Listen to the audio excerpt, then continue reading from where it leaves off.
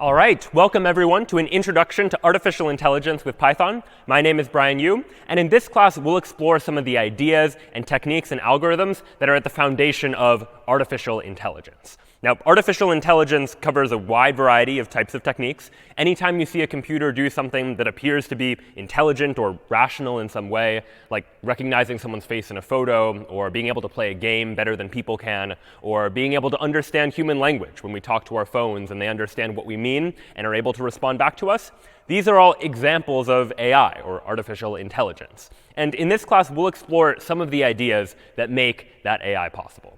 So we'll begin our conversations with search, the problem of we have an AI, and we would like the AI to be able to search for solutions to some kind of problem, no matter what that problem might be, whether it's trying to get driving directions from point A to point B, or trying to figure out how to play a game, given a tic-tac-toe game, for example, figuring out what move it ought to make.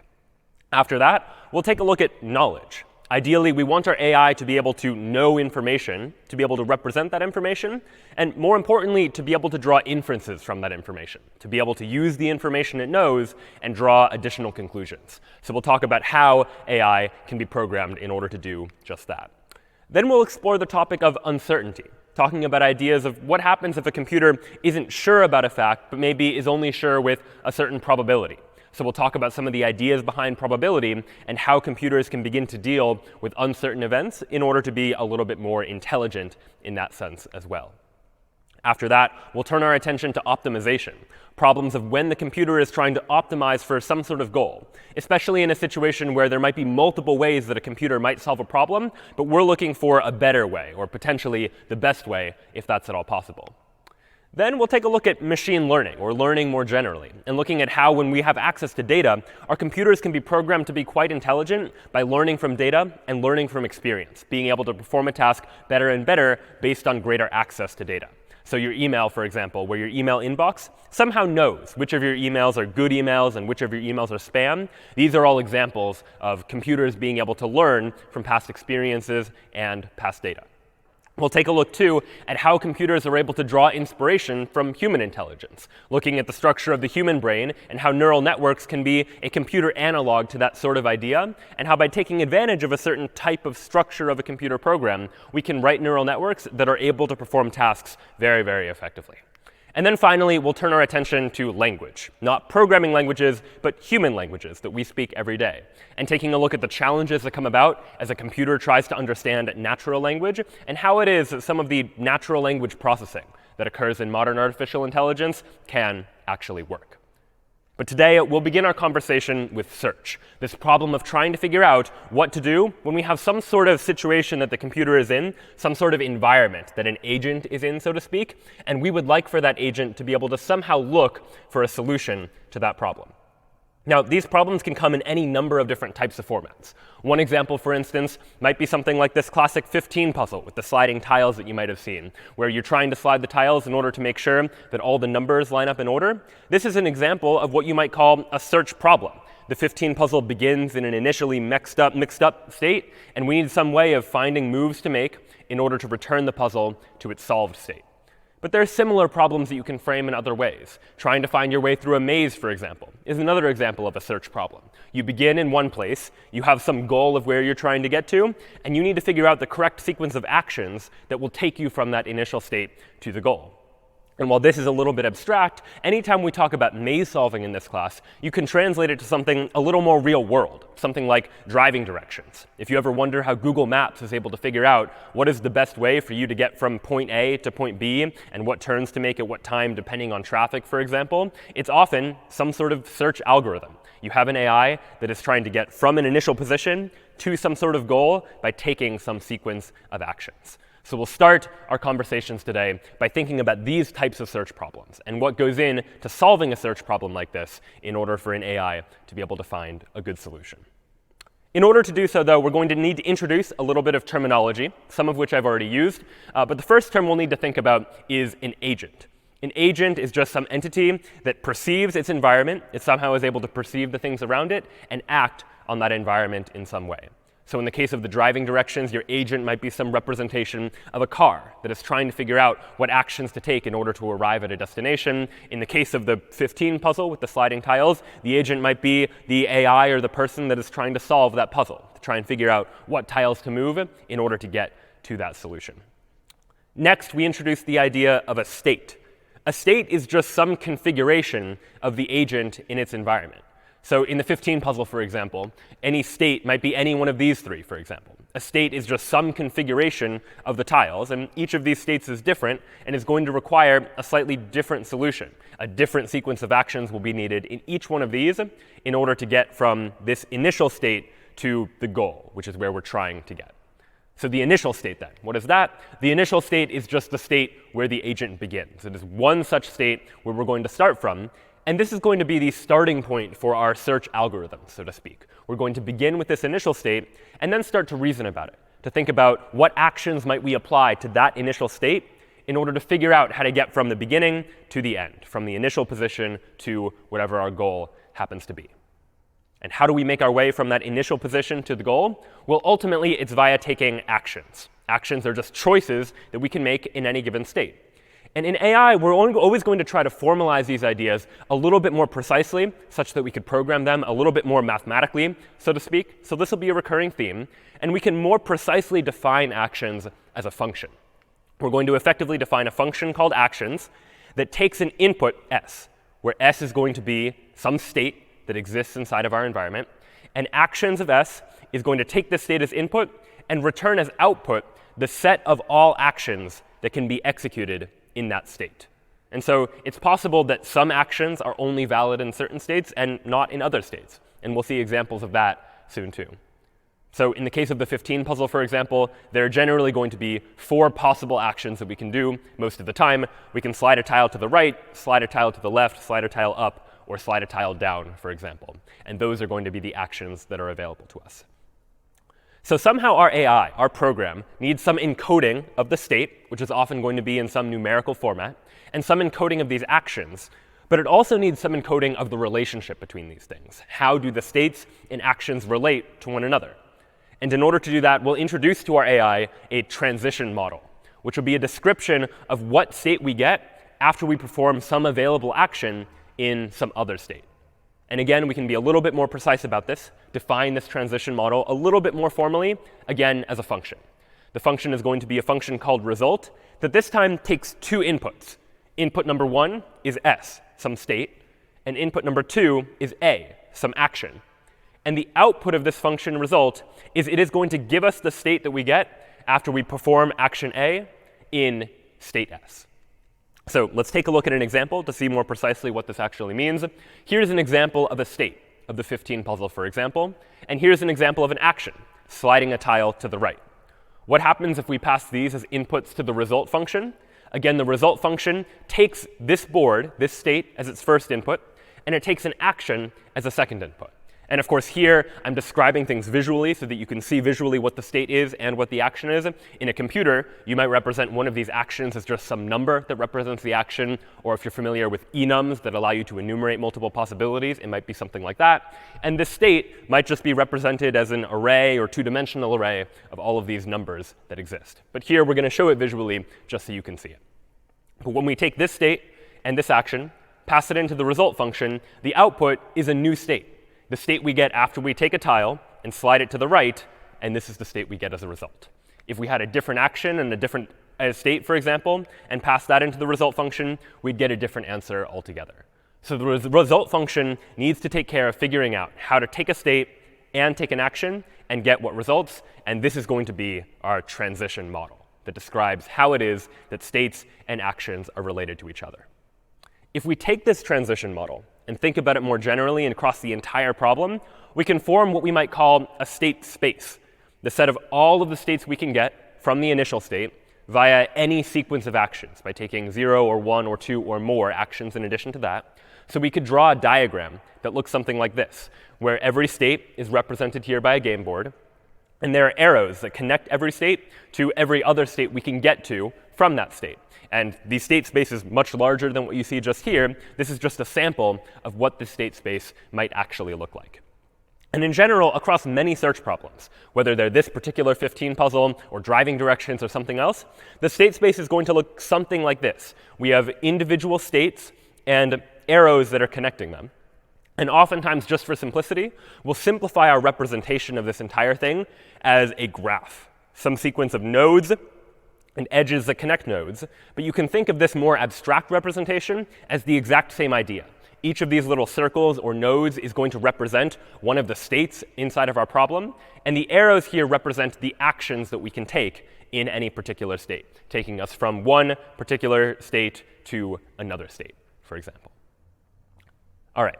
So now we have this idea of nodes that are representing these states, actions that can take us from one state to another, and a transition model that defines what happens after we take a particular action. So the next step we need to figure out is how we know when the AI is done solving the problem. The AI needs some way to know when it gets to the goal that it's found the goal. So the next thing we'll need to encode into our artificial intelligence is a goal test, some way to determine whether a given state is a goal state. In the case of something like driving directions, it might be pretty easy. If you're in a state that corresponds to whatever the user typed in as their intended destination, well, then you know you're in a goal state. In the 15 puzzle, it might be checking the numbers to make sure they're all in ascending order. But the AI needs some way to encode whether or not any state they happen to be in is a goal. And some problems might have one goal, like a maze where you have one initial position and one ending position, and that's the goal. In other more complex problems, you might imagine that there are multiple possible goals, that there are multiple ways to solve a problem, and we might not care which one the computer finds, as long as it does find a particular goal. However, sometimes the computer doesn't just care about finding a goal, but finding a goal well, or one with a low cost. And it's for that reason that the last piece of terminology that we'll use to define these search problems is something called a path cost. You might imagine that in the case of driving directions, it would be pretty annoying if I said I wanted directions from point A to point B, and the route that Google Maps gave me was a long route with lots of detours that were unnecessary, that took longer than it should have for me to get to that destination. And it's for that reason that when we're formulating search problems, we'll often give every path some sort of numerical cost, some number telling us how expensive it is to take this particular option, and then tell our AI that instead of just finding a solution, some way of getting from the initial state to the goal, we'd really like to find one that minimizes this path cost, that is less expensive or takes less time or minimizes some other numerical value.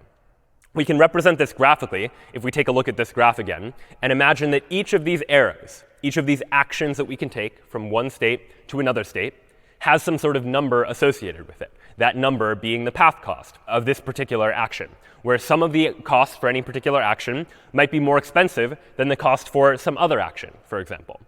Although this will only happen in some sorts of problems. In other problems, we can simplify the diagram and just assume that the cost of any particular action is the same. And this is probably the case in something like the 15 puzzle, for example, where it doesn't really make a difference whether I'm moving right or moving left. The only thing that matters is the total number of steps that I have to take to get from point A to point B. And each of those steps is of equal cost. We can just assume it's of some constant cost, like 1. And so this now forms the basis for what we might consider to be a search problem. A search problem has some sort of initial state, some place where we begin, some sort of action that we can take, or multiple actions that we can take in any given state, and it has a transition model, some way of defining what happens when we go from one state and take one action, what state do we end up with as a result. In addition to that, we need some goal test to know whether or not we've reached a goal. And then we need a path cost function that tells us for any particular path, by following some sequence of actions, how expensive is that path? What is its cost in terms of money or time or some other resource that we are trying to minimize our usage of? And the goal ultimately is to find a solution, where a solution in this case is just some sequence of actions that will take us from the initial state to the goal state. And ideally, we'd like to find not just any solution, but the optimal solution, which is a solution that has the lowest path cost among all of the possible solutions. And in some cases, there might be multiple optimal solutions, but an optimal solution just means that there is no way that we could have done better in terms of finding that solution. So now we've defined the problem. And now we need to begin to figure out how it is that we're going to solve this kind of search problem. And in order to do so, you'll probably imagine that our computer is going to need to represent a whole bunch of data about this particular problem. We need to represent data about where we are in the problem, and we might need to be considering multiple different options at once. And oftentimes, when we're trying to package a whole bunch of data related to a state together, we'll do so using a data structure that we're going to call a node. A node is a data structure that is just going to keep track of a variety of different values. And specifically, in the case of a search problem, it's going to keep track of these 4 values in particular. Every node is going to keep track of a state, the state we're currently on. And every node is also going to keep track of a parent being the state before us, or the node that we used in order to get to this current state. And this is going to be relevant because eventually, once we reach the goal node, once we get to the end, we want to know what sequence of actions we used in order to get to that goal. And the way we'll know that is by looking at these parents to keep track of what led us to the goal, and what led us to that state, and what led us to the state before that, so on and so forth, backtracking our way to the beginning so that we know the entire sequence of actions we needed in order to get from the beginning to the end. The node is also going to keep track of what action we took in order to get from the parent to the current state. And the node is also going to keep track of a path cost. In other words, it's going to keep track of the number that represents how long it took to get from the initial state to the state that we currently happen to be at. And we'll see why this is relevant as we start to talk about some of the optimizations that we can make in terms of these search problems more generally. So this is the data structure that we're going to use in order to solve the problem. And now let's talk about the approach. How might we actually begin to solve the problem? Well, as you might imagine, what we're going to do is we're going to start at one particular state, and we're just going to explore from there. The intuition is that from a given state, we have multiple options that we could take, and we're going to explore those options. And once we explore those options, we'll find that more options than that are going to make themselves available. And we're going to consider all of the available options to be stored inside of a single data structure that we'll call the frontier. The frontier is going to represent all of the things that we could explore next that we haven't yet explored or visited. So in our approach, we're going to begin the search algorithm by starting with a frontier that just contains one state. The frontier is going to contain the initial state, because at the beginning, that's the only state we know about. That is the only state that exists. And then our search algorithm is effectively going to follow a loop. We're going to repeat some process again and again and again.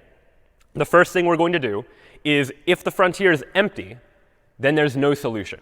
And we can report that there is no way to get to the goal. And that's certainly possible. There are certain types of problems that an AI might try to explore and realize that there is no way to solve that problem. And that's useful information for humans to know as well. So if ever the frontier is empty, that means there's nothing left to explore, and we haven't yet found a solution, so there is no solution. There's nothing left to explore. Otherwise, what we'll do is we'll remove a node from the frontier.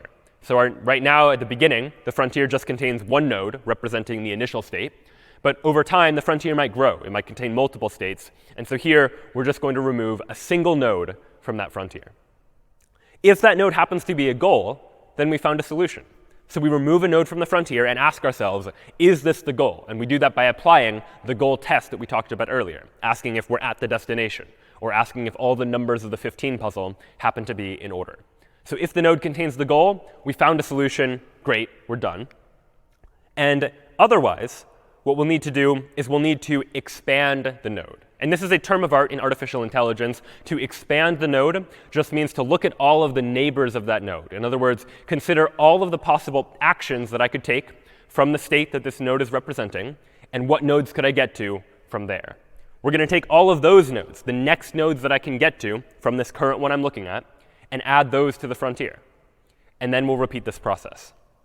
So at a very high level, the idea is we start with a frontier that contains the initial state, and we're constantly removing a node from the frontier, looking at where we can get to next, and adding those nodes to the frontier, repeating this process over and over until either we remove a node from the frontier and it contains a goal, meaning we've solved the problem, or we run into a situation where the frontier is empty, at which point we're left with no solution. So let's actually try and take this pseudocode, put it into practice by taking a look at an example of a sample search problem. So right here, I have a sample graph. A is connected to B via this action. B is connected to nodes C and D. C is connected to E. D is connected to F. And what I'd like to do is have my AI find a path from A to E. We want to get from this initial state to this goal state. So how are we going to do that? Well, we're going to start with a frontier that contains the initial state. This is going to represent our frontier. So our frontier initially will just contain A, that initial state where we're going to begin. And now we'll repeat this process. If the frontier is empty, no solution. That's not a problem, because the frontier is not empty. So we'll remove a node from the frontier as the one to consider next. There's only one node in the frontier, so we'll go ahead and remove it from the frontier.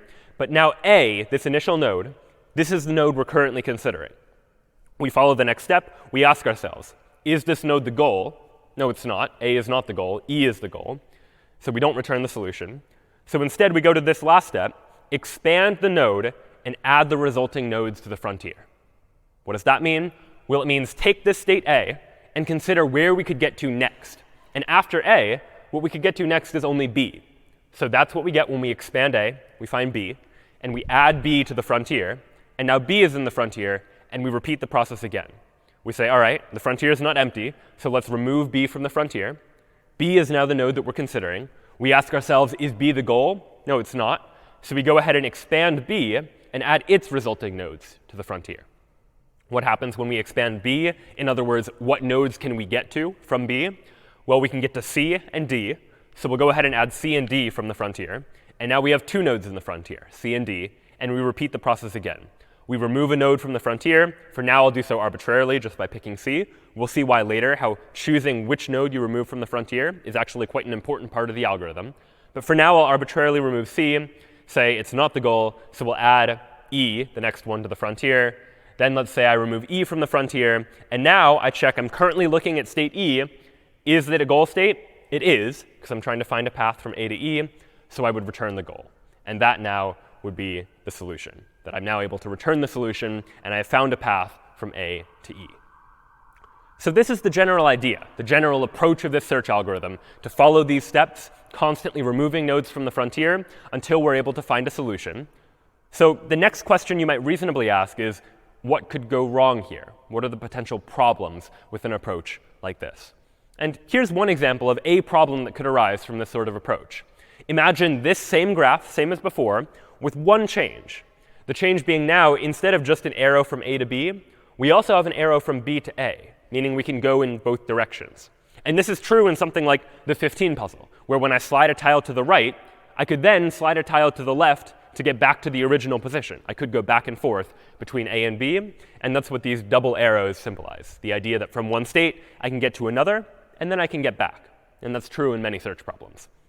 What's going to happen if I try to apply the same approach now? Well, I'll begin with A, same as before, and I'll remove A from the frontier.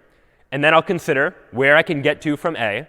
And after A, the only place I can get to is B, so B goes into the frontier.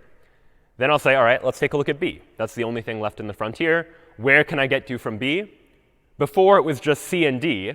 But now, because of that reverse arrow, I can get to A or C or D. So all three, A, C, and D, all of those now go into the frontier. They are places I can get to from B. And now I remove one from the frontier, and maybe I'm unlucky, and maybe I pick A. And now I'm looking at A again. And I consider where can I get to from A, and from A, well, I can get to B. And now we start to see the problem, that if I'm not careful, I go from A to B, and then back to A, and then to B again. And I could be going in this infinite loop where I never make any progress because I'm constantly just going back and forth between two states that I've already seen. So what is the solution to this? We need some way to deal with this problem. And the way that we can deal with this problem is by somehow keeping track of what we've already explored. And the logic is going to be, well, if we've already explored the state, there's no reason to go back to it. Once we've explored a state, don't go back to it. Don't bother adding it to the frontier. There's no need to. So here's going to be our revised approach, a better way to approach this sort of search problem. And it's going to look very similar, just with a couple of modifications. We'll start with a frontier that contains the initial state, same as before. But now, we'll start with another data structure, which will just be a set of nodes that we've already explored. So what are the states we've explored? Initially, it's empty. We have an empty explored set. And now we repeat. If the frontier is empty, no solution, same as before. We remove a node from the frontier. We check to see if it's a goal state, return the solution. None of this is any different so far. But now, what we're going to do is we're going to add the node to the explored state. So if it happens to be the case that we remove a node from the frontier and it's not the goal, we'll add it to the explored set so that we know we've already explored it. We don't need to go back to it again if it happens to come up later. And then the final step, we expand the node, and we add the resulting nodes to the frontier. But before we just always added the resulting nodes to the frontier, we're going to be a little cleverer about it this time. We're only going to add the nodes to the frontier if they aren't already in the frontier, and if they aren't already in the explored set. So we'll check both the frontier and the explored set, make sure that the node isn't already in one of those two, and so long as it isn't, then we'll go ahead and add it to the frontier, but not otherwise. And so that revised approach is ultimately what's going to help make sure that we don't go back and forth between two nodes. Now, the one point that I've kind of glossed over here so far is this step here, removing a node from the frontier. Before, I just chose arbitrarily, like let's just remove a node, and that's it. But it turns out it's actually quite important how we decide to structure our frontier, how we add and how we remove our nodes. The frontier is a data structure, and we need to make a choice about in what order are we going to be removing elements. And one of the simplest data structures for adding and removing elements is something called a stack. And a stack is a data structure that is a last in, first out data type, which means the last thing that I add to the frontier is going to be the first thing that I remove from the frontier. So the most recent thing to go into the stack, or the frontier in this case, is going to be the node that I explore. So let's see what happens if I apply this stack-based approach to something like this problem, finding a path from A to E. What's going to happen? Well, again, we'll start with A, and we'll say, all right, let's go ahead and look at A first. And then notice this time, we've added A to the explored set. A is something we've now explored. We have this data structure that's keeping track. We then say from A, we can get to B. And all right, from B, what can we do? Well, from B, we can explore B and get to both C and D. So we added C and then D. So now, when we explore a node, we're going to treat the frontier as a stack, last in, first out. D was the last one to come in. So we'll go ahead and explore that next and say, all right, where can we get to from D? Well, we can get to F. And so, all right, we'll explore, put F into the frontier. And now, because the frontier is a stack, F is the most recent thing that's gone in this stack. So F is what we'll explore next. We'll explore F and say, all right, where can we get to from F? Well, we can't get anywhere, so nothing gets added to the frontier. So now, what was the new most recent thing added to the frontier? Well, it's now C, the only thing left in the frontier. We'll explore that, from which we can see, all right, from C we can get to E. So E goes into the frontier. And then we say, all right, let's look at E. And E is now the solution. And now we've solved the problem. So when we treat the frontier like a stack, a last in, first out data structure, that's the result we get. We go from A to B to D to F. And then we sort of backed up and went down to C and then E. And it's important to get a visual sense for how this algorithm is working. We went very deep in this search tree, so to speak, all the way until the bottom, where we hit a dead end. And then we effectively backed up and explored this other route that we didn't try before.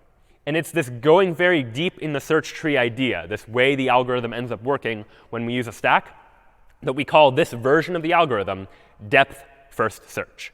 Depth first search is the search algorithm where we always explore the deepest node in the frontier. We keep going deeper and deeper through our search tree. And then if we hit a dead end, we back up and we try something else instead.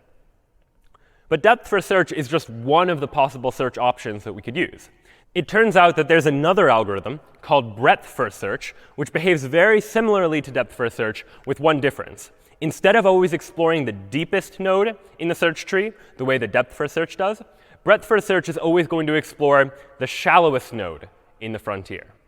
So what does that mean? Well, it means that instead of using a stack, which depth first search, or DFS, used, where the most recent item added to the frontier is the one we'll explore next, in breadth first search, or BFS, we'll instead use a queue, where a queue is a first in, first out data type, where the very first thing we add to the frontier is the first one we'll explore, and they effectively form a line, or a queue, where the earlier you arrive in the frontier, the earlier you get explored. So what would that mean for the same exact problem, finding a path from A to E? Well, we start with A, same as before. Then we'll go ahead and have explored A and say, where can we get to from A? Well, from A, we can get to B, same as before. From B, same as before, we can get to C and D. So C and D get added to the frontier. This time, though, we added C to the frontier before D. So we'll explore C first. So C gets explored. And from C, where can we get to? Well, we can get to E. So E gets added to the frontier, but because D was explored before E, we'll look at D next. So we'll explore D and say, where can we get to from D? We can get to F. And only then will we say, all right, now we can get to E. And so what breadth first search, or BFS, did is we started here. We looked at both C and D, and then we looked at E. Effectively, we're looking at things 1 away from the initial state, then 2 away from the initial state, and only then things that are 3 away from the initial state. Unlike depth first search, which just went as deep as possible into the search tree until it hit a dead end, and then ultimately had to back up. So these now are 2 different search algorithms that we could apply in order to try and solve a problem. And let's take a look at how these would actually work in practice with something like maze solving, for example. So here's an example of a maze. These empty cells represent places where our agent can move. These darkened gray cells represent walls that the agent can't pass through. And ultimately, our agent, our AI, is going to try to find a way to get from position A to position B via some sequence of actions, where those actions are left, right, up, and down. What will depth first search do in this case? Well, depth first search will just follow one path. If it reaches a fork in the road where it has multiple different options, depth first search is just, in this case, going to choose one. It has no real preference. But it's going to keep following one until it hits a dead end. And when it hits a dead end, depth first search effectively goes back to the last decision point and tries the other path, fully exhausting this entire path. And when it realizes that, OK, the goal's not here, then it turns its attention to this path. It goes as deep as possible.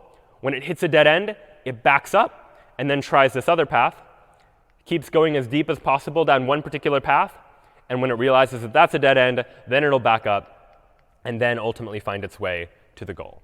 And maybe you got lucky and maybe you made a different choice earlier on, but ultimately this is how depth first search is going to work. It's going to keep following until it hits a dead end, and when it hits a dead end, it backs up and looks for a different solution. And so one thing you might reasonably ask is this algorithm always going to work? Will it always actually find a way to get from the initial state to the goal? And it turns out that as long as our maze is finite, as long as there are only finitely many spaces where we can travel, then yes, depth first search is going to find a solution, because eventually it'll just explore everything. If the maze happens to be infinite and there's an infinite state space, which does exist in certain types of problems, then it's a slightly different story. But as long as our maze has finitely many squares, we're going to find a solution. The next question, though, that we want to ask is it going to be a good solution? Is it the optimal solution that we can find? And the answer there is not necessarily. And let's take a look at an example of that. In this maze, for example, we're again trying to find our way from A to B. And you notice here there are multiple possible solutions. We could go this way, or we could go up in order to make our way from A to B. Now, if we're lucky, depth first search will choose this way and get to B. But there's no reason necessarily why depth first search would choose between going up or going to the right. It's sort of an arbitrary decision point, because both are going to be added to the frontier. And ultimately, if we get unlucky, depth first search might choose to explore this path first, because it's just a random choice at this point. It'll explore, explore, explore, and it'll eventually find the goal, this particular path, when in actuality there was a better path. There was a more optimal solution that used fewer steps, assuming we're measuring the cost of a solution based on the number of steps that we need to take. So depth first search, if we're unlucky, might end up not finding the best solution when a better solution is available. So if that's DFS, depth first search, how does BFS, or breadth first search, compare? How would it work in this particular situation? Well, the algorithm is going to look very different visually in terms of how BFS explores. Because BFS looks at shallower nodes first, the idea is going to be BFS will first look at all of the nodes that are 1 away from the initial state. Look here and look here, for example, just at the 2 nodes that are immediately next to this initial state. Then it'll explore nodes that are 2 away, looking at this state and that state, for example. Then it'll explore nodes that are 3 away, this state and that state. Whereas depth first search just picked one path and kept following it, breadth first search, on the other hand, is taking the option of exploring all of the possible paths kind of at the same time, bouncing back between them, looking deeper and deeper at each one, but making sure to explore the shallower ones, or the ones that are closer to the initial state, earlier. So we'll keep following this pattern, looking at things that are 4 away, looking at things that are 5 away, looking at things that are 6 away, until eventually we make our way to the goal. And in this case, it's true we had to explore some states that ultimately didn't lead us anywhere, but the path that we found to the goal was the optimal path. This is the shortest way that we could get to the goal. And so what might happen then in a larger maze? Well, let's take a look at something like this and how breadth first search is going to behave. Well, breadth first search, again, will just keep following the states until it receives a decision point. It could go either left or right. And while DFS just picked one and kept following that until it hit a dead end, BFS, on the other hand, will explore both. It'll say, look at this node, then this node, and it'll look at this node, then that node, so on and so forth. And when it hits a decision point here, rather than pick one left or two right and explore that path, it'll again explore both, alternating between them, going deeper and deeper. We'll explore here, and then maybe here, and then keep going. Explore here, and slowly make our way, you can visually see, further and further out. Once we get to this decision point, we'll explore both up and down, until ultimately we make our way to the goal. And what you'll notice is, yes, breadth first search did find our way from A to B by following this particular path, but it needed to explore a lot of states in order to do so. And so we see some trade-offs here between DFS and BFS. That in DFS, there may be some cases where there is some memory savings as compared to a breadth-first approach, where breadth-first search in this case had to explore a lot of states. But maybe that won't always be the case. So now let's actually turn our attention to some code and look at the code that we could actually write in order to implement something like depth-first search or breadth-first search in the context of solving a maze, for example. So I'll go ahead and go into my terminal. And what I have here inside of maze.py is an implementation of this same idea of maze solving. I've defined a class called node that in this case is keeping track of the state, the parent, in other words, the state before the state, and the action. In this case, we're not keeping track of the path cost because we can calculate the cost of the path at the end after we found our way from the initial state to the goal. In addition to this, I've defined a class called a stack frontier. And if unfamiliar with a class is a way for me to define a way to generate objects in Python. It refers to an idea of object-oriented programming, where the idea here is that I would like to create an object that is able to store all of my frontier data, and I would like to have functions, otherwise known as methods, on that object that I can use to manipulate the object. And so what's going on here, if unfamiliar with the syntax, is I have a function that initially creates a frontier that I'm going to represent using a list. And initially, my frontier is represented by the empty list. There's nothing in my frontier to begin with.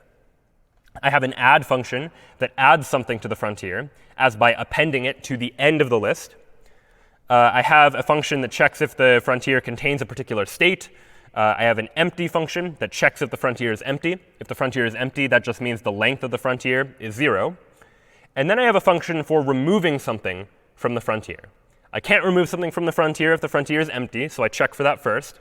But otherwise, if the frontier isn't empty, recall that I'm implementing this frontier as a stack, a last in, first out data structure, which means the last thing I add to the frontier, in other words, the last thing in the list, is the item that I should remove from this frontier.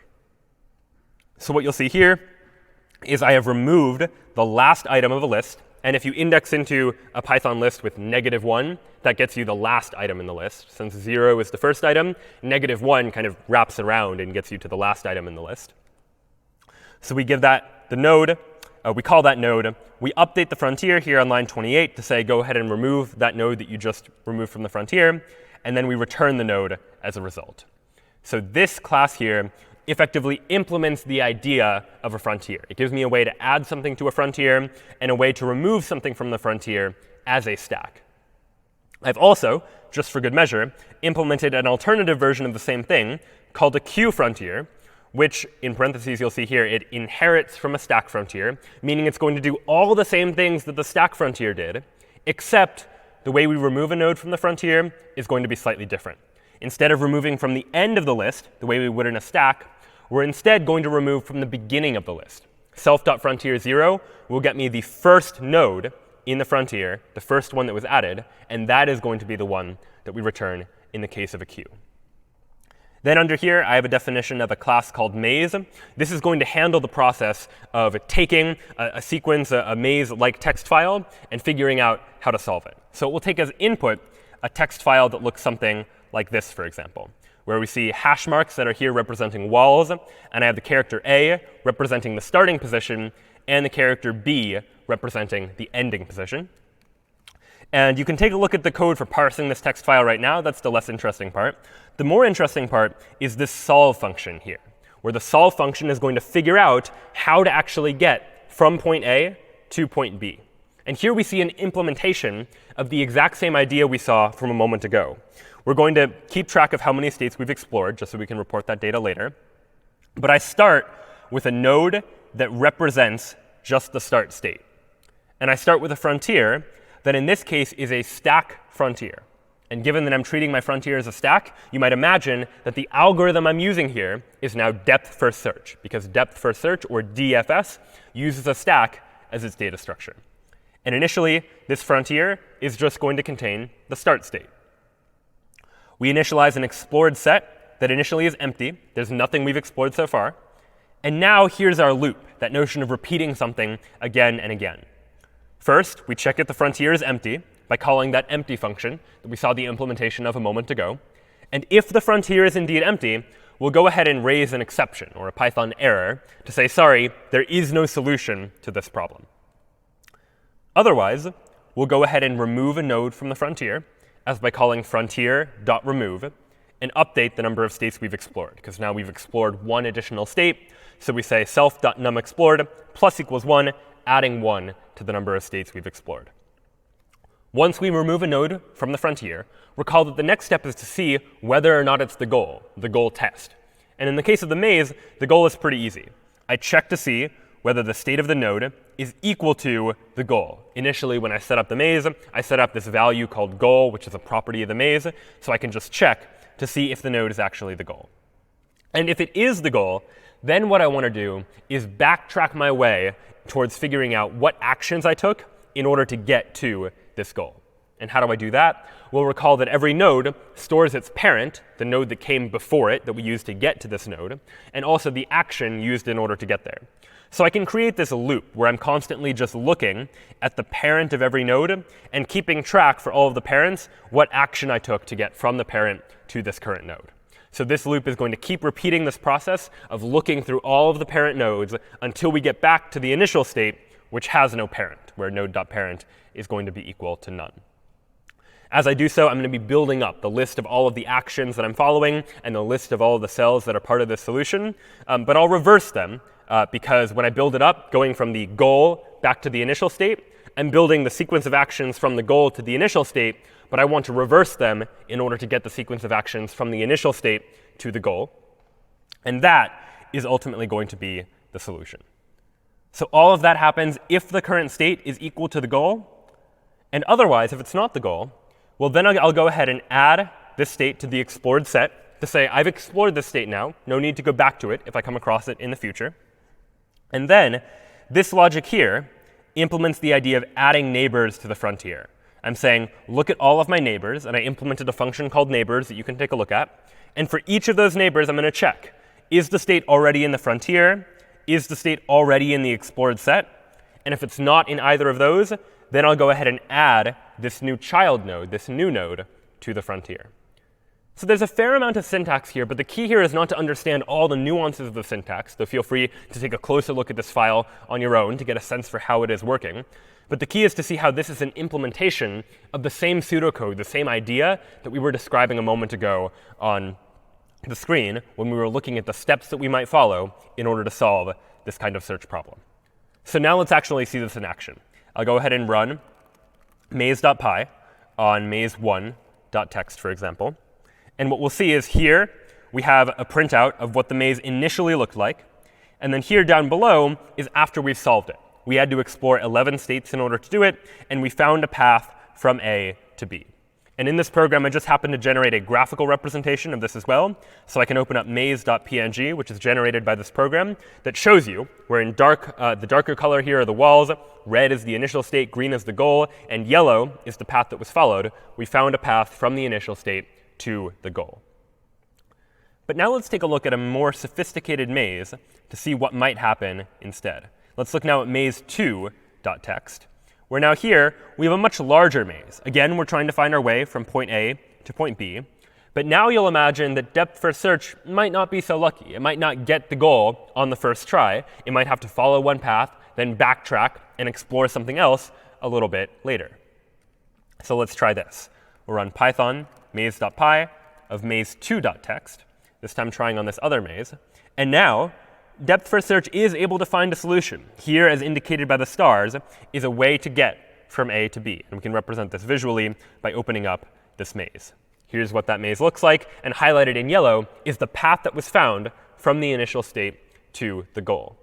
But how many states did we have to explore before we found that path? Well, recall that in my program, I was keeping track of the number of states that we've explored so far.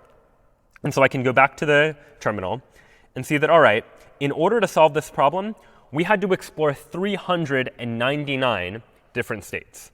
And in fact, if I make one small modification to the program and tell the program at the end when we output this image, I added an argument called showExplored.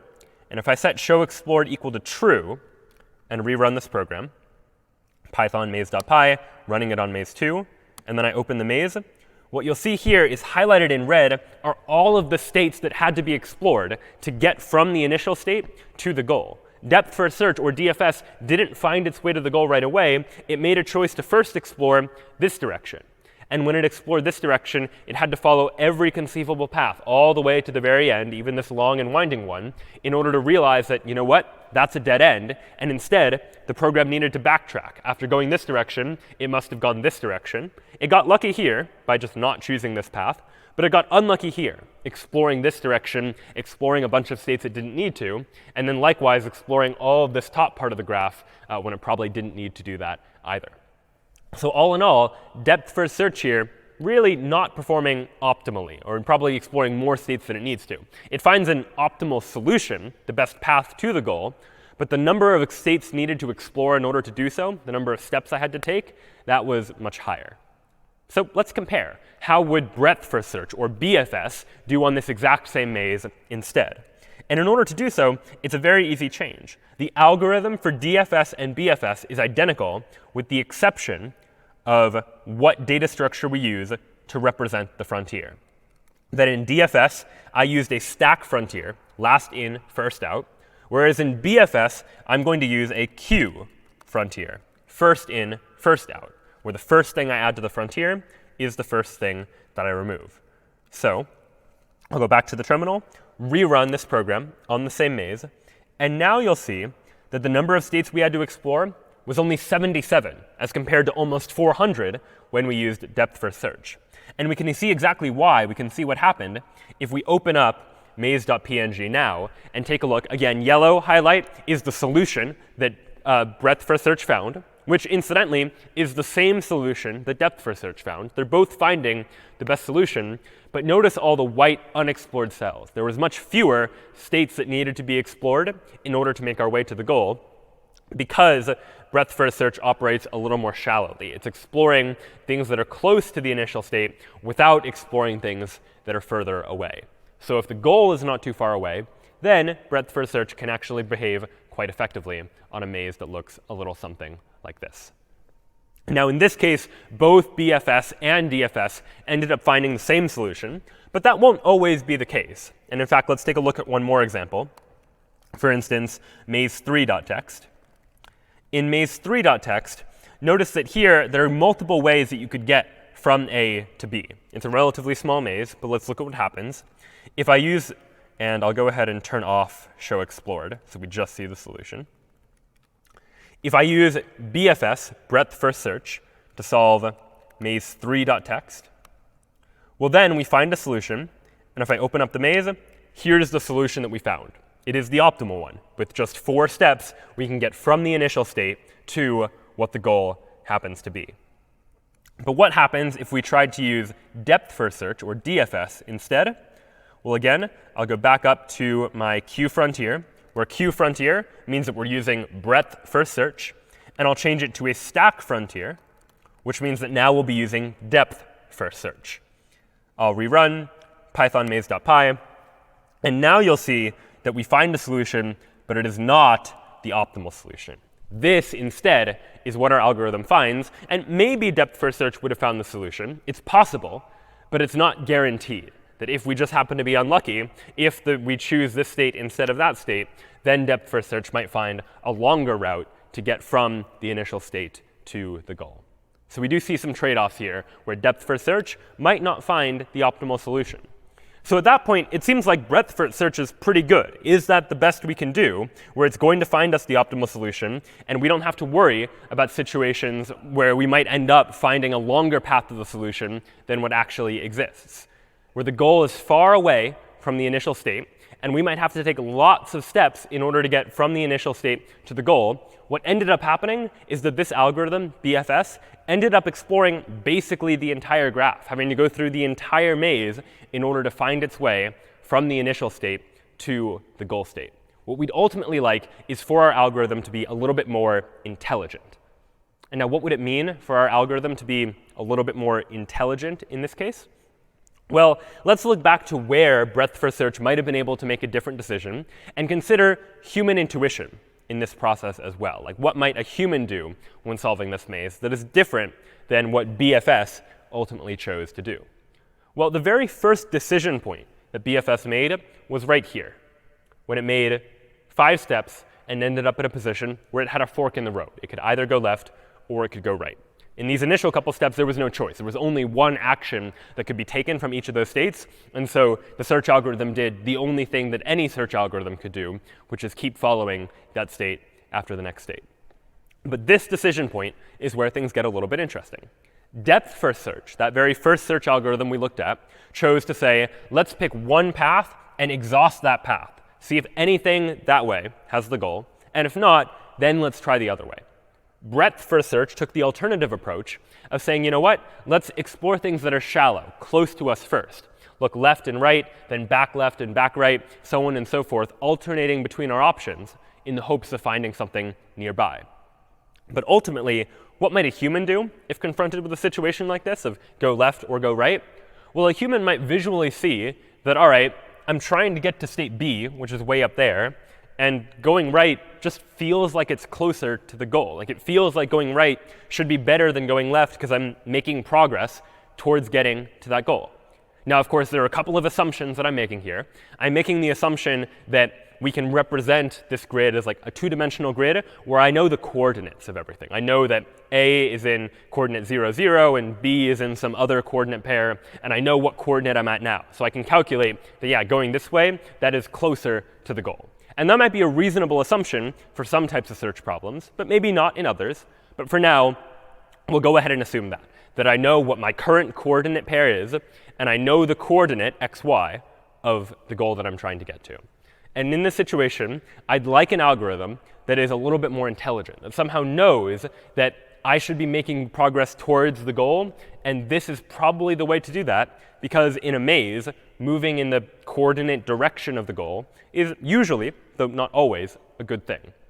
And so here we draw a distinction between 2 different types of search algorithms, uninformed search and informed search.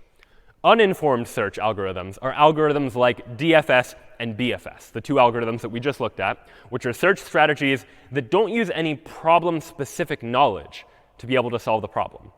DFS and BFS didn't really care about the structure of the maze or anything about the way that a maze is in order to solve the problem. They just look at the actions available and choose from those actions. And it doesn't matter whether it's a maze or some other problem. The solution, or the way that it tries to solve the problem, is really fundamentally going to be the same.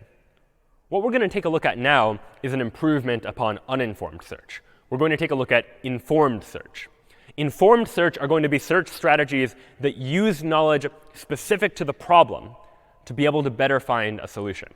And in the case of a maze, this like problem-specific knowledge is something like, if I'm in a square that is geographically closer to the goal, that is better than being in a square that is geographically further away. And this is something we can only know by thinking about this problem and reasoning about what knowledge might be helpful for our AI agent to know a little something about. There are a number of different types of informed search. Specifically, first, we're going to look at a particular type of search algorithm called greedy best first search. Greedy best first search, often abbreviated GBFS, is a search algorithm that instead of expanding the deepest node like DFS or the shallowest node like BFS, this algorithm is always going to expand the node that it thinks is closest to the goal. Now, the search algorithm isn't going to know for sure whether it is the closest thing to the goal. Because if we knew what was closest to the goal all the time, then we would already have a solution. Like the knowledge of what is close to the goal, we could just follow those steps in order to get from the initial position to the solution. But if we don't know the solution, meaning we don't know exactly what's closest to the goal, instead, we can use an estimate of what's closest to the goal, otherwise known as a heuristic, just some way of estimating whether or not we're close to the goal. And we'll do so using a heuristic function, conventionally called h of n, that takes a state as input and returns our estimate of how close we are to the goal. So what might this heuristic function actually look like in the case of a maze-solving algorithm, where we're trying to solve a maze? What does a heuristic look like? Well, the heuristic needs to answer a question like, between these two cells, C and D, which one is better? Which one would I rather be in if I'm trying to find my way to the goal? Well, any human could probably look at this and tell you, you know what, D looks like it's better. Even if the maze is convoluted and you haven't thought about all the walls, D is probably better. And why is D better? Well, because if you ignore the walls, let's just pretend the walls don't exist for a moment and relax the problem, so to speak, D, just in terms of like coordinate pairs, is closer to this goal. It's fewer steps that I would need to take to get to the goal as compared to C, even if you ignore the walls. If you just know the xy coordinate of C and the xy coordinate of the goal, and likewise you know the xy coordinate of D, you can calculate that D, just geographically, ignoring the walls, looks like it's better. And so this is the heuristic function that we're going to use. And it's something called the Manhattan distance, one specific type of heuristic, where the heuristic is how many squares vertically and horizontally, and then left to right, so not allowing myself to go diagonally, just either up or right or left or down. How many steps do I need to take to get from each of these cells to the goal? Well, as it turns out, D is much closer. There are fewer steps. It only needs to take 6 steps in order to get to that goal. Again here, ignoring the walls. We've relaxed the problem a little bit. We're just concerned with, if you do the math, to subtract the x values from each other and the y values from each other, what is our estimate of how far we are away?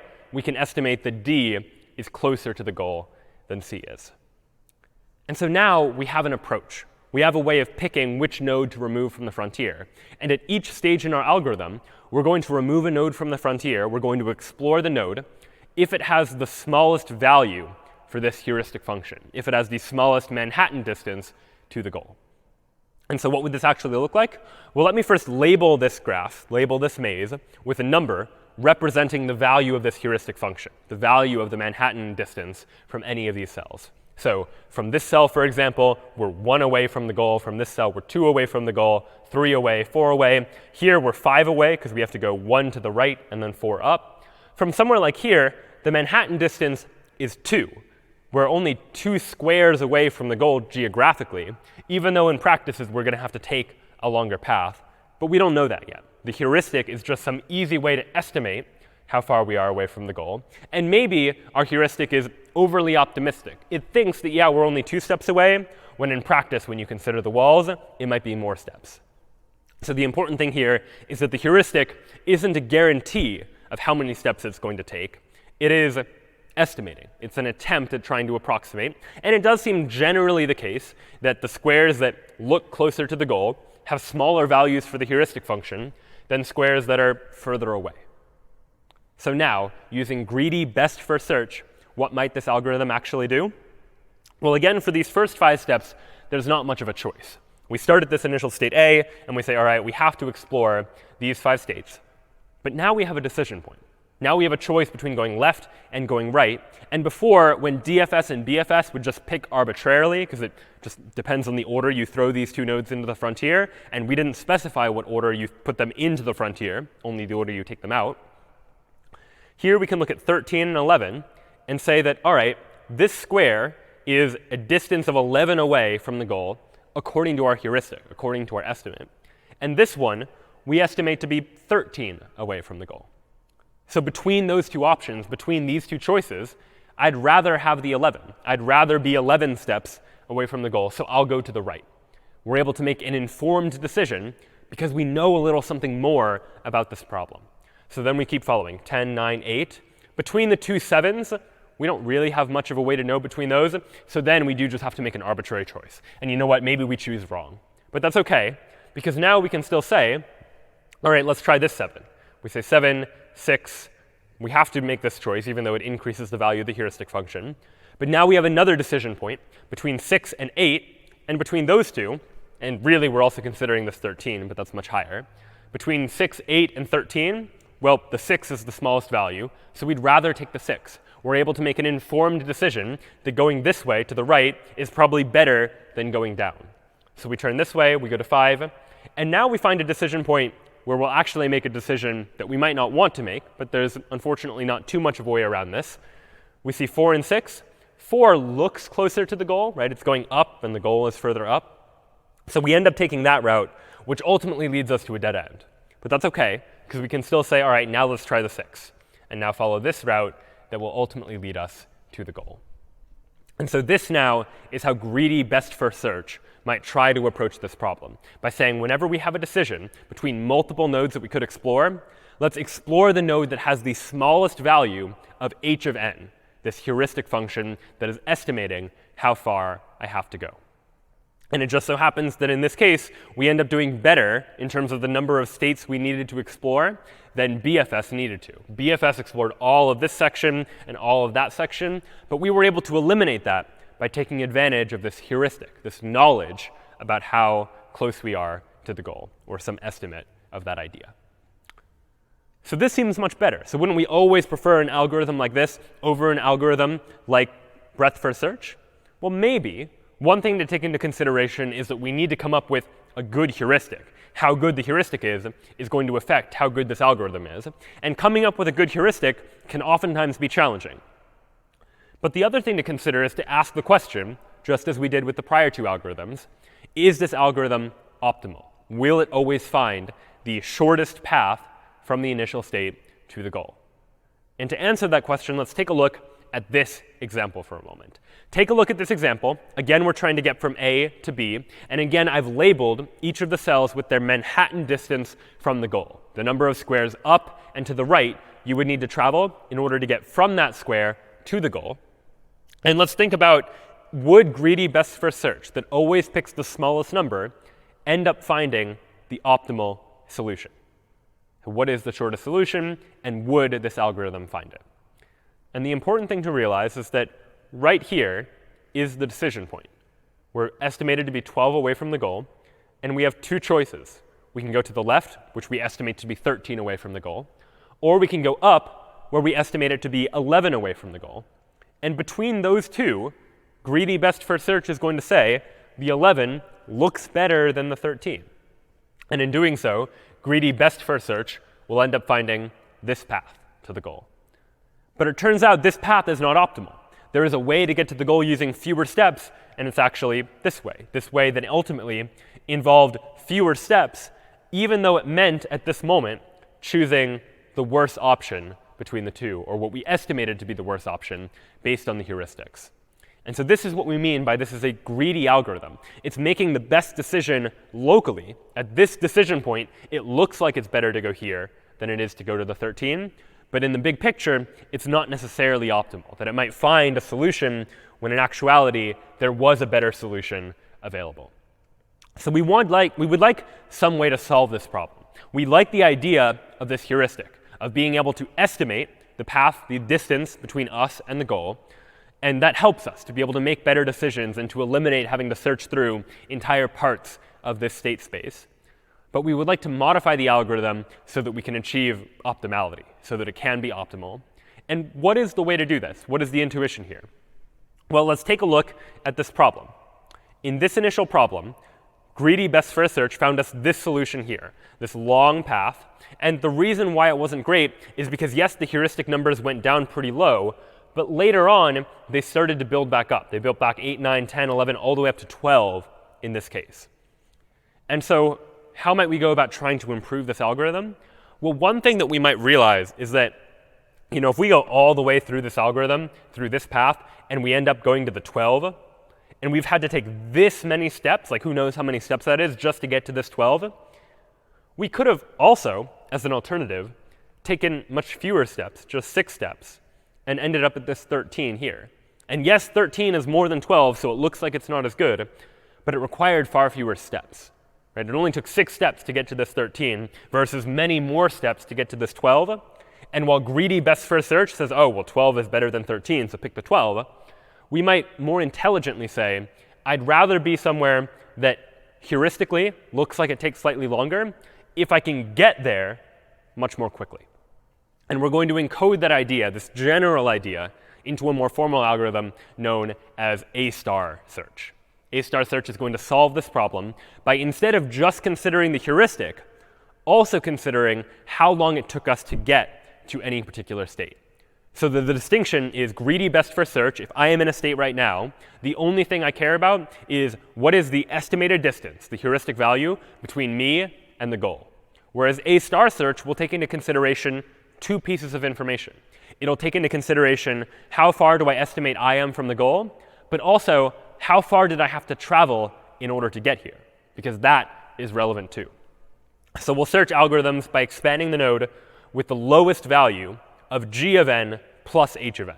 H of n is that same heuristic that we were talking about a moment ago that's going to vary based on the problem. But g of n is going to be the cost to reach the node, how many steps I had to take, in this case, to get to my current position. So what does that search algorithm look like in practice? Well, let's take a look. Again, we've got the same maze, and again, I've labeled them with their Manhattan distance. This value is the h of n value, the heuristic estimate of how far each of these squares is away from the goal. But now, as we begin to explore states, we care not just about this heuristic value, but also about g of n, the number of steps I had to take in order to get there. And I care about summing those 2 numbers together. So what does that look like? On this very first step, I have taken 1 step, and now I am estimated to be 16 steps away from the goal. So the total value here is 17. Then I take 1 more step. I've now taken 2 steps, and I estimate myself to be 15 away from the goal. Again, a total value of 17. Now I've taken 3 steps, and I'm estimated to be 14 away from the goal, so on and so forth. 4 steps, an estimate of 13. 5 steps, estimate of 12. And now here's a decision point. I could either be 6 steps away from the goal with a heuristic of 13 for a total of 19, or I could be 6 steps away from the goal with a heuristic of 11 with an estimate of 17 for the total. So between 19 and 17, I'd rather take the 17, the 6 plus 11. So far, no different than what we saw before. We're still taking this option because it appears to be better. And I keep taking this option because it appears to be better. But it's right about here that things get a little bit different. Now, I could be 15 steps away from the goal with an estimated distance of 6. So 15 plus 6, total value of 21. Alternatively, I could be 6 steps away from the goal, because this is 5 steps away, so this is 6 steps away, with a total value of 13 as my estimate. So 6 plus 13, that's 19. So here, we would evaluate g of n plus h of n to be 19, 6 plus 13. Whereas here, we would be 15 plus 6, or 21. And so the intuition is 19 less than 21, pick here. But the idea is ultimately I'd rather be having taken fewer steps, get to a 13, than having taken 15 steps and be at a 6. Because it means I've had to take more steps in order to get there. Maybe there's a better path this way. So instead, we'll explore this route. Now if we go 1 more, this is 7 steps plus 14 is 21. So between those 2, it's sort of a toss-up. We might end up exploring that one anyways. But after that, as these numbers start to get bigger in the heuristic values, and these heuristic values start to get smaller, you'll find that we'll actually keep exploring down this path. And you can do the math to see that at every decision point, A-star search is going to make a choice based on the sum of how many steps it took me to get to my current position, and then how far I estimate I am from the goal. So while we did have to explore some of these states, the ultimate solution we found was, in fact, an optimal solution. It did find us the quickest possible way to get from the initial state to the goal. And it turns out that A-star is an optimal search algorithm under certain conditions. So the conditions are h of n, my heuristic, needs to be admissible. What does it mean for a heuristic to be admissible? Well, a heuristic is admissible if it never overestimates the true cost. H of n always needs to either get it exactly right in terms of how far away I am, or it needs to underestimate. So we saw an example from before where the heuristic value was much smaller than the actual cost it would take. That's totally fine, but the heuristic value should never overestimate. It should never think that I'm further away from the goal than I actually am. And meanwhile, to make a stronger statement, h of n also needs to be consistent. And what does it mean for it to be consistent? Mathematically, it means that for every node, which we'll call n, and successor, the node after me, that I'll call n prime, where it takes a cost of c to make that step, the heuristic value of n needs to be less than or equal to the heuristic value of n prime plus the cost. So it's a lot of math, but in words, what that ultimately means is that if I am here at this state right now, the heuristic value from me to the goal shouldn't be more than the heuristic value of my successor, the next place I could go to, plus however much it would cost me to just make that step from one step to the next step. And so this is just making sure that my heuristic is consistent between all of these steps that I might take. So as long as this is true, then A-star search is going to find me an optimal solution. And this is where much of the challenge of solving these search problems can sometimes come in. That A-star search is an algorithm that is known, and you could write the code fairly easily, but it's choosing the heuristic that can be the interesting challenge. The better the heuristic is, the better I'll be able to solve the problem in the fewer states that I'll have to explore. And I need to make sure that the heuristic satisfies these particular constraints. So all in all, these are some of the examples of search algorithms that might work, and certainly there are many more than just this. A-star, for example, does have a tendency to use quite a bit of memory, so there are alternative approaches to A-star that ultimately use less memory than this version of A-star happens to use. And there are other search algorithms that are optimized for other cases as well. But now, so far, we've only been looking at search algorithms where there's one agent. Like, I am trying to find a solution to a problem. I am trying to navigate my way through a maze. I am trying to solve a 15 puzzle. I am trying to find driving directions from point A to point B.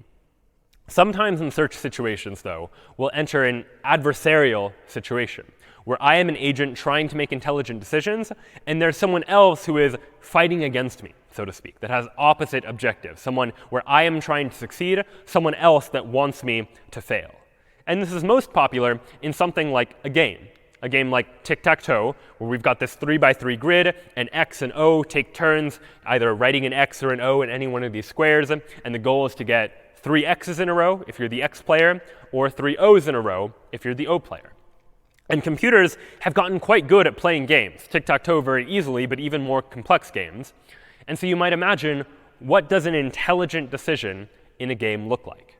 So maybe X makes an initial move in the middle, and O plays up here. Like, what does an intelligent move for X now become? Like, where should you move if you were X?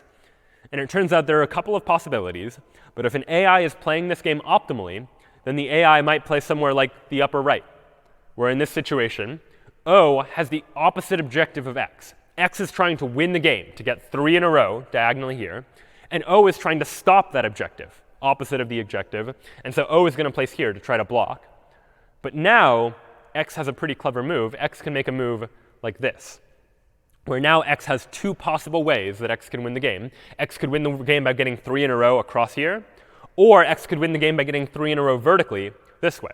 So it doesn't matter where O makes their next move. O could play here, for example, blocking the 3 in a row horizontally. But then X is going to win the game by getting a 3 in a row vertically. And so there's a fair amount of reasoning that's going on here in order for the computer to be able to solve a problem. And it's similar in spirit to the problems we've looked at so far, right? There are actions. There's some sort of state of the board and some transition from one action to the next. But it's different in the sense that this is now not just a classical search problem, but an adversarial search problem. That I am the X player trying to find the best moves to make, but I know that there is some adversary that is trying to stop me. So we need some sort of algorithm to deal with these adversarial type of search situations. And the algorithm we're going to take a look at is an algorithm called minimax, which works very well for these deterministic games where there are two players. It can work for other types of games as well, but we'll look right now at games where I make a move, then my opponent makes a move, and I am trying to win, and my opponent is trying to win also, or in other words, my opponent is trying to get me to lose.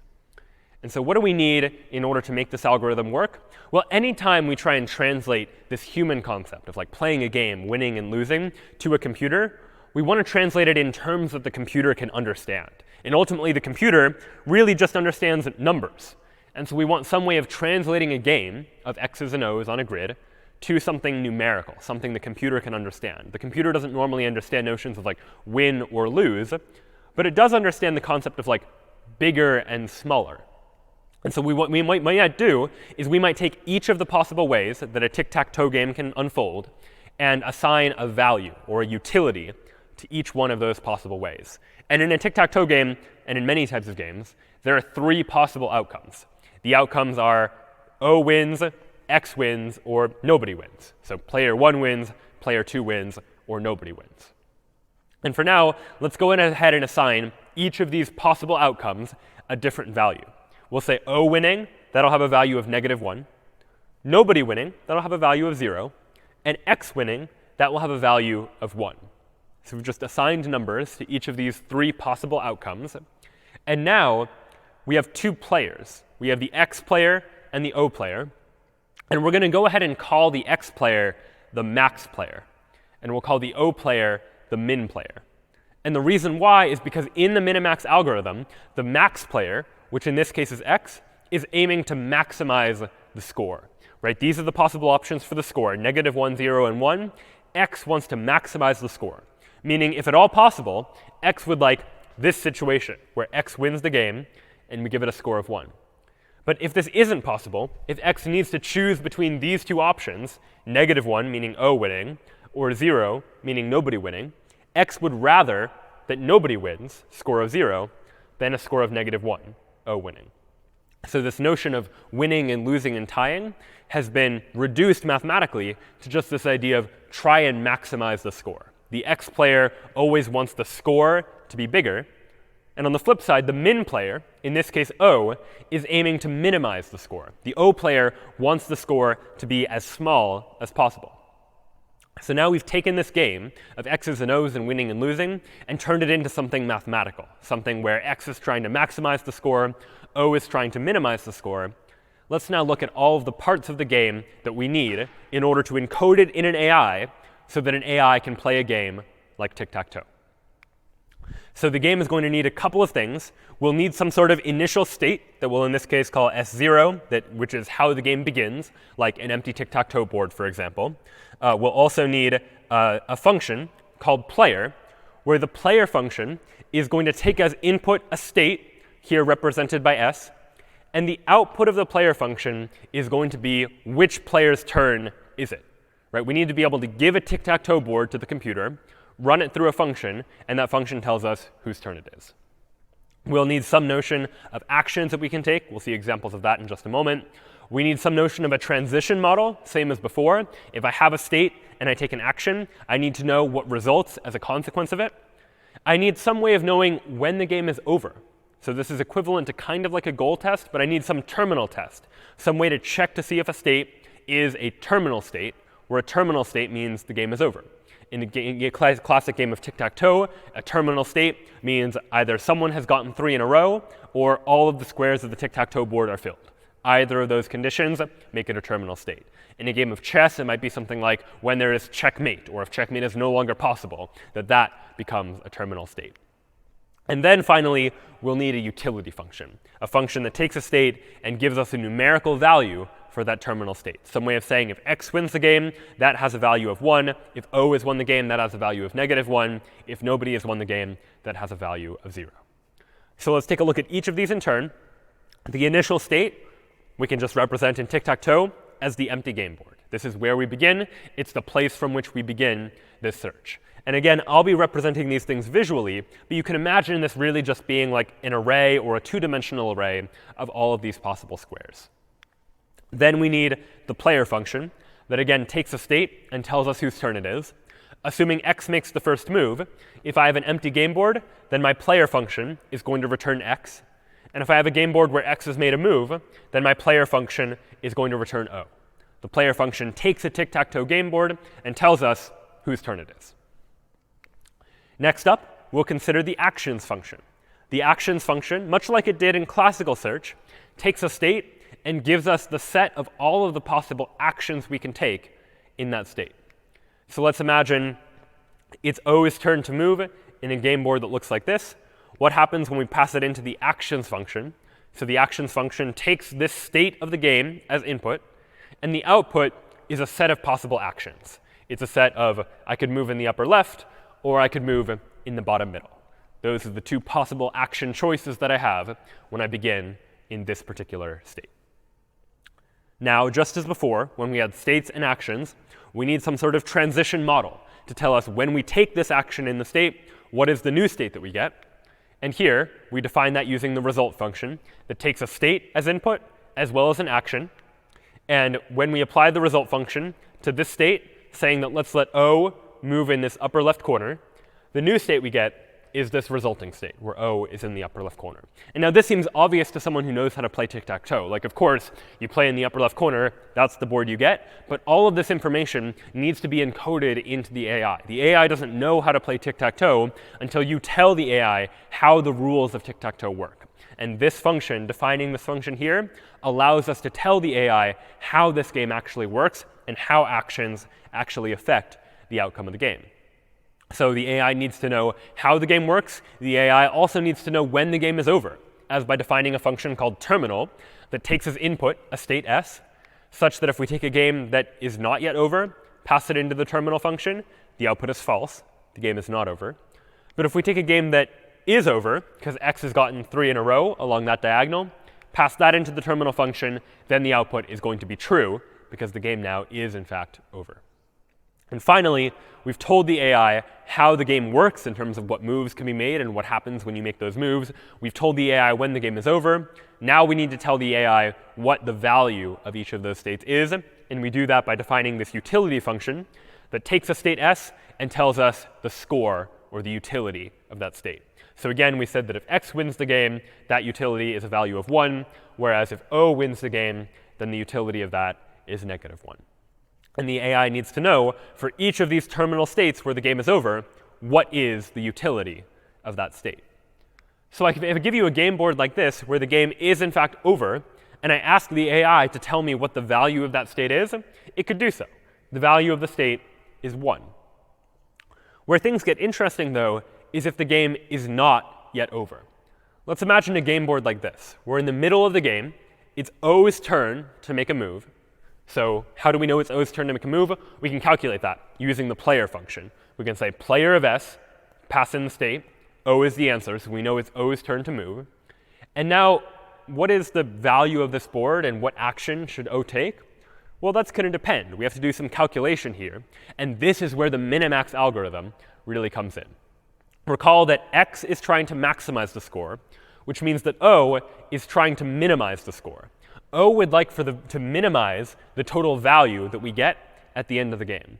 And because this game isn't over yet, we don't really know just yet what the value of this game board is. We have to do some calculation in order to figure that out.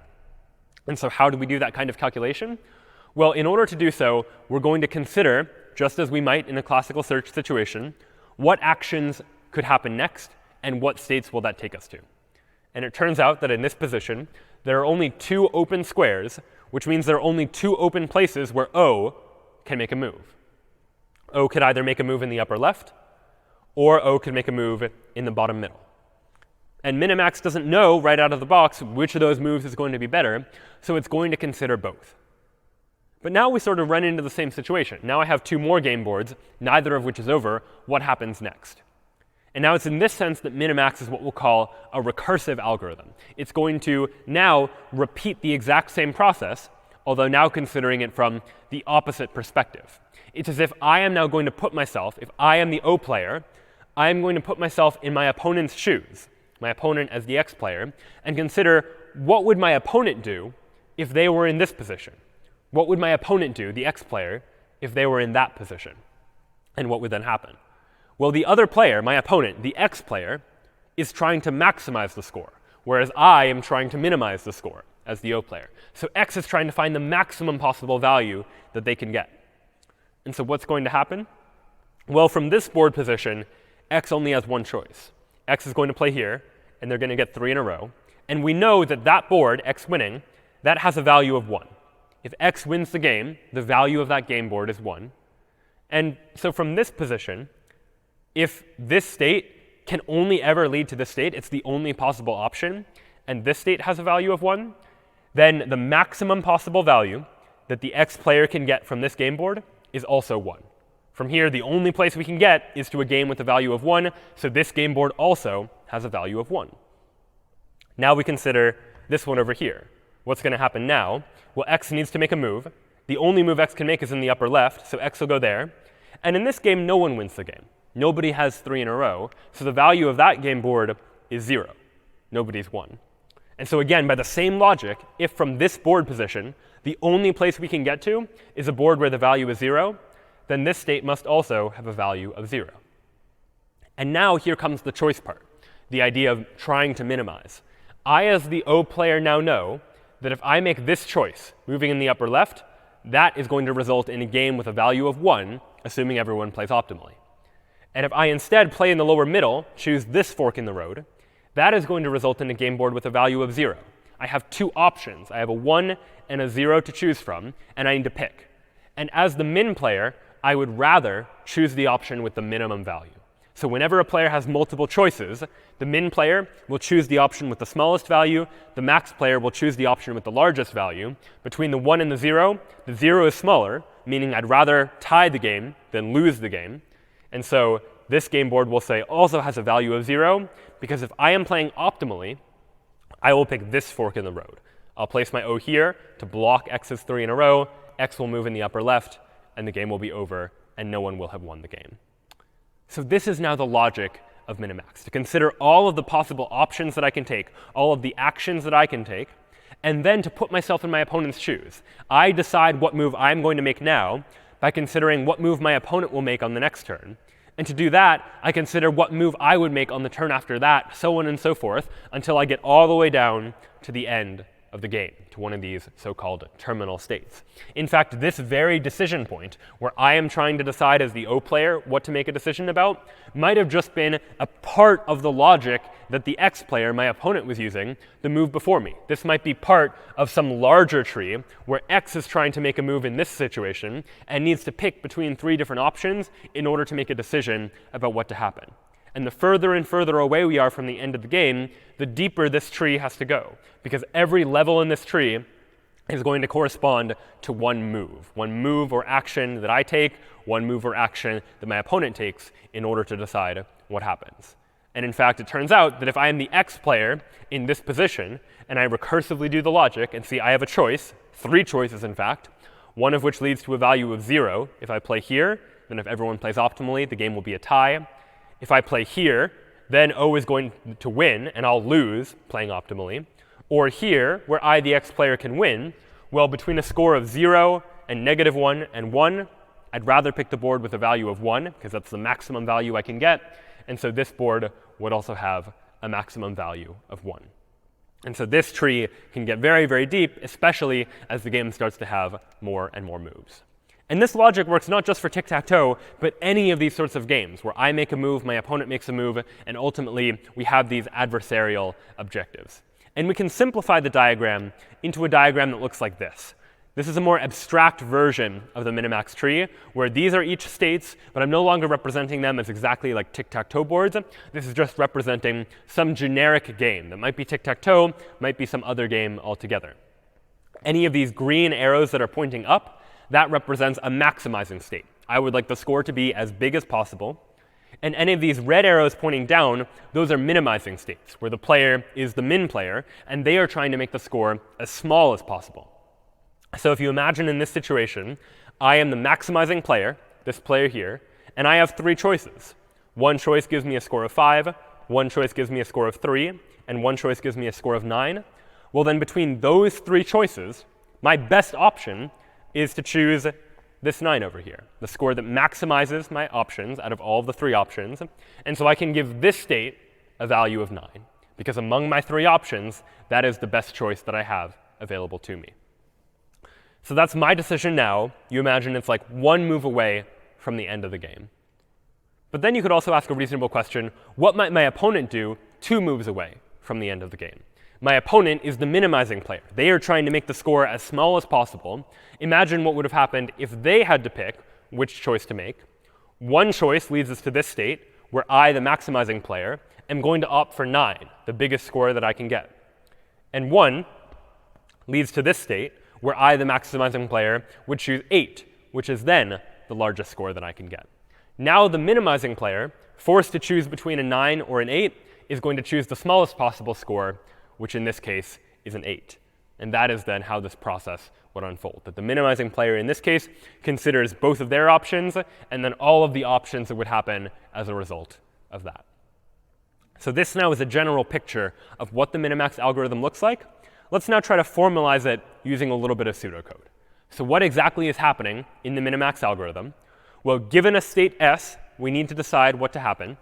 The max player, if it's Max's player's turn, then Max is going to pick an action A in actions of S. Recall that actions is a function that takes a state and gives me back all of the possible actions that I can take. It tells me all of the moves that are possible.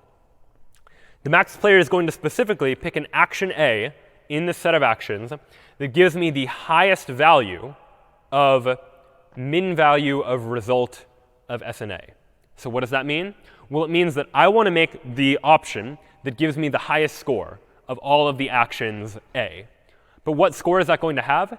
To calculate that, I need to know what my opponent, the min player, is going to do if they try to minimize the value of the state that results. So we say, what state results after I take this action? And what happens when the min player tries to minimize the value of that state? I consider that for all of my possible options. And after I've considered that for all of my possible options, I pick the action A that has the highest value. Likewise, the min player is going to do the same thing but backwards. They're also going to consider what are all of the possible actions they can take if it's their turn. And they're going to pick the action A that has the smallest possible value of all the options. And the way they know what the smallest possible value of all the options is by considering what the max player is going to do. By saying, what's the result of applying this action to the current state? And then what would the max player try to do? What value would the max player calculate for that particular state? So everyone makes their decision based on trying to estimate what the other person would do. And now we need to turn our attention to these 2 functions, max value and min value. How do you actually calculate the value of a state if you're trying to maximize its value? And how do you calculate the value of a state if you're trying to minimize the value? If you can do that, then we have an entire implementation of this minimax algorithm. So let's try it. Let's try and implement this max value function that takes a state and returns as output the value of that state if I'm trying to maximize the value of the state. Well, the first thing I can check for is to see if the game is over. Because if the game is over, in other words, if the state is a terminal state, then this is easy. I already have this utility function that tells me what the value of the board is. If the game is over, I just check, like, did X win, did O win, is it a tie? And this utility function just knows what the value of the state is. What's trickier is if the game isn't over, because then I need to do this recursive reasoning about thinking, what is my opponent going to do on the next move? And I want to calculate the value of this state, and I want the value of the state to be as high as possible. And I'll keep track of that value in a variable called v. And if I want the value to be as high as possible, I need to give v an initial value. And initially, I'll just go ahead and set it to be as low as possible, because I don't know what options are available to me yet. So initially, I'll set v equal to -infinity, which seems a little bit strange. But the idea here is I want the value initially to be as low as possible, because as I consider my actions, I'm always going to try and do better than v. And if I set v to -infinity, I know I can always do better than that. So now I consider my actions. And this is going to be some kind of loop where for every action in actions of state, recall actions as a function that takes my state and gives me all the possible actions that I can use in that state. So for each one of those actions, I want to compare it to v. and say, all right, v is going to be equal to the maximum of v and this expression. So what is this expression? Well, first it is get the result of taking the action in this state, and then get the min value of that. In other words, let's say I want to find out from that state what is the best that the min player can do, because they're going to try and minimize the score. So whatever the resulting score is of the min value of that state, compare it to my current best value, and just pick the maximum of those two, because I am trying to maximize the value. In short, what these 3 lines of code are doing are going through all of my possible actions and asking the question, how do I maximize the score given what my opponent is going to try to do? After this entire loop, I can just return v, and that is now the value of that particular state. And for the min player, it's the exact opposite of this, the same logic, just backwards. To calculate the minimum value of a state, first we check if it's a terminal state. If it is, we return its utility. Otherwise, we're going to now try to minimize the value of the state given all of my possible actions. So I need an initial value for v, the value of the state. And initially, I'll set it to infinity, because I know I can always get something less than infinity. So by starting with v equals infinity, I make sure that the very first action I find, that will be less than this value of v. And then I do the same thing. Loop over all of my possible actions. And for each of the results that we could get when the max player makes their decision, let's take the minimum of that and the current value of v. So after all is said and done, I get the smallest possible value of v that I then return back to the user. So that, in effect, is the pseudocode for minimax. That is how we take a game and figure out what the best move to make is by recursively using these max value and min value functions, where max value calls min value calls max value, back and forth, all the way until we reach a terminal state, at which point our algorithm can simply return the utility of that particular state. But what you might imagine is that this is going to start to be a long process, especially as games start to get more complex, as we start to add more moves and more possible options and games that might last quite a bit longer. So the next question to ask is, what sort of optimizations can we make here? How can we do better in order to use less space or take less time to be able to solve this kind of problem? And we'll take a look at a couple of possible optimizations. But for one, we'll take a look at this example. Again, returning to these up arrows and down arrows, let's imagine that I now am the max player, this green arrow. I am trying to make this score as high as possible. And this is an easy game where there are just 2 moves. I make a move, one of these 3 options. And then my opponent makes a move, one of these 3 options, based on what move I make. And as a result, we get some value. Let's look at the order in which I do these calculations and figure out if there are any optimizations I might be able to make to this calculation process. I'm going to have to look at these states one at a time. So let's say I start here on the left and say, all right, now I'm going to consider what will the min player, my opponent, try to do here. Well, the min player is going to look at all 3 of their possible actions and look at their value, because these are terminal states. They're the end of the game. And so they'll see, all right, this node is a value of 4, value of 8, value of 5. And the min player is going to say, well, all right, between these 3 options, 4, 8, and 5, I'll take the smallest one. I'll take the 4. So this state now has a value of 4. Then I, as the max player, say, all right, if I take this action, it will have a value of 4. That's the best that I can do, because min player is going to try and minimize my score. So now what if I take this option? We'll explore this next. And now explore what the min player would do if I choose this action. And the min player is going to say, all right, what are the 3 options? The min player has options between 9, 3, and 7. And so 3 is the smallest among 9, 3, and 7. So we'll go ahead and say this state has a value of 3. So now I, as the max player, I have now explored 2 of my 3 options. I know that one of my options will guarantee me a score of 4, at least. And one of my options will guarantee me a score of 3. And now I consider my third option and say, all right, what happens here? Same exact logic. The min player is going to look at these 3 states, 2, 4, and 6, say the minimum possible option is 2, so the min player wants the 2. Now I, as the max player, have calculated all of the information by looking 2 layers deep, by looking at all of these nodes. And I can now say, between the 4, the 3, and the 2, you know what? I'd rather take the 4. Because if I choose this option, if my opponent plays optimally, they will try and get me to the 4. But that's the best I can do. I can't guarantee a higher score, because if I pick either of these two options, I might get a 3 or I might get a 2. And it's true that down here is a 9, and that's the highest score out of any of the scores. So I might be tempted to say, you know what, maybe I should take this option, because I might get the 9. But if the min player is playing intelligently, if they're making the best moves at each possible option they have when they get to make a choice, I'll be left with the 3, whereas I could better, playing optimally, have guaranteed that I would get the 4. So that is, in effect, the logic that I would use as a minimax player trying to maximize my score from that node there. But it turns out it took quite a bit of computation for me to figure that out. I had to reason through all of these nodes in order to draw this conclusion. And this is for a pretty simple game where I have 3 choices, my opponent has 3 choices, and then the game's over. So what I'd like to do is come up with some way to optimize this. Maybe I don't need to do all of this calculation to still reach the conclusion that, you know what, this action to the left, that's the best that I could do. Let's go ahead and try again and try and be a little more intelligent about how I go about doing this. So first, I start the exact same way. I don't know what to do initially, so I just have to consider one of the options and consider what the min player might do. Min has 3 options, 4, 8, and 5. And between those 3 options, min says 4 is the best they can do because they want to try to minimize the score. Now I, the max player, will consider my second option, making this move here, and considering what my opponent would do in response. What will the min player do?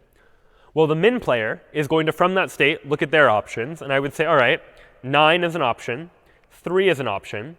And if I am doing the math from this initial state, doing all this calculation, when I see a 3, that should immediately be a red flag for me. Because when I see a 3 down here at this state, I know that the value of this state is going to be at most 3. It's going to be 3 or something less than 3. Even though I haven't yet looked at this last action, or even few further actions if there were more actions that could be taken here. How do I know that? Well, I know that the min player is going to try to minimize my score. And if they see a 3, the only way this could be something other than a 3 is if this remaining thing that I haven't yet looked at is less than 3. Which means there's no way for this value to be anything more than 3, because the min player can already guarantee a 3, and they are trying to minimize my score. So what does that tell me? Well, it tells me that if I choose this action, my score is going to be 3 or maybe even less than 3 if I'm unlucky. But I already know that this action will guarantee me a 4. And so given that I know that this action guarantees me a score of 4, and this action means I can't do better than 3, if I'm trying to maximize my options, there is no need for me to consider this triangle here. There is no value, no number that could go here that would change my mind between these 2 options. I'm always going to opt for this path that gets me a 4, as opposed to this path where the best I can do is a 3 if my opponent plays optimally. And this is going to be true for all of the future states that I look at too. That if I look over here at what min player might do over here, if I see that this state is a 2, I know that this state is at most a 2. Because the only way this value could be something other than 2 is if one of these remaining states is less than a 2, and so the min player would opt for that instead. So even without looking at these remaining states, I, as the maximizing player, can know that choosing this path to the left is going to be better than choosing either of those 2 paths to the right, because this one can't be better than 3, this one can't be better than 2, and so 4 in this case is the best that I can do.